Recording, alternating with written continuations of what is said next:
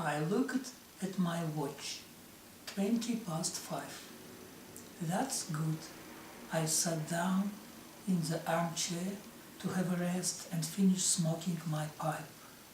The sausage that I ate today were definitely not so good because my stomach ached more and more. And maybe it was because I ate them raw. Yet again, maybe my stomach ache was purely my nerves. I sit and smoke, and minute after minute goes by. The spring sun shines in the window, and I screamed from its rays. Now it hides behind the chimney of the apartment house standing opposite, and the shadow cast by the chimney runs along the roof, then flies across the street and falls across my face. I recall how yesterday at this exact time I sat writing my story. Here it is, the graph paper and an inscription made in fine hand. The miracle worker was tall. I looked out the window. A cripple walked down the street on the mechanical leg, knocking loudly with his leg and his stick. Two walkers and with them an old woman go forward, holding their sides at the cripple's funny gait. I stood up. It's time. Time to be on my way. Time to take the old woman to the swamp. I also need to borrow money for the train engineer. I went out into the hallway and walked up to his door. "Matvey Filipovich, are you at home?" I asked. "I'm home," answered the engineer. "Then forgive me, Matvey Filipovich. Are you not flush with money?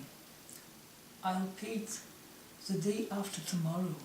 You wouldn't be able to lend me 30 rubles, would you?" "I would," said the mechanic, and I could hear his keys clanging as he unlocked some kind of box. Then he opened the door and stretched out a new 30 rubles bill. "Many thanks, Matvey Filipovich," I said. It's nothing," said the mechanic. I shoved the money in my pocket and returned to my room. The suitcase stood serenely in the same place. Well, now to get on my way with haste, I said to myself. I took the suitcase and walked out of the room. Maria Vasilyevna saw me with the suitcase and shouted, "Where to?" "My aunt's place," I said. "You be gonna walk?" asked Maria Vasilyevna. "No," I said, "I just need to bring something to my aunt's. I'll be back maybe even tonight." I went out into the street. I got to the tram without a hitch, carrying the suitcase now in my right hand, now in my left. I climbed into the tram from the front landing of the last car and started waving to the conductor so that she'd come over and receive payment for the luggage and the ticket. I didn't want to pass along my only 30 rubles bill through the whole tram, and I couldn't bring myself to leave the suitcase and go to the conductor myself. The conductor came over to me at the landing and announced that she didn't have change. I was forced to get off at the very first stop. I stood there, stewing and waiting for the next train. My stomach ached and my legs faintly quivered. And suddenly I saw my sweet little lady. She was crossing the street, not looking in my direction. I grabbed the suitcase and ran after her. I didn't know her name, so I couldn't call out to her. The suitcase was a terrible hindrance.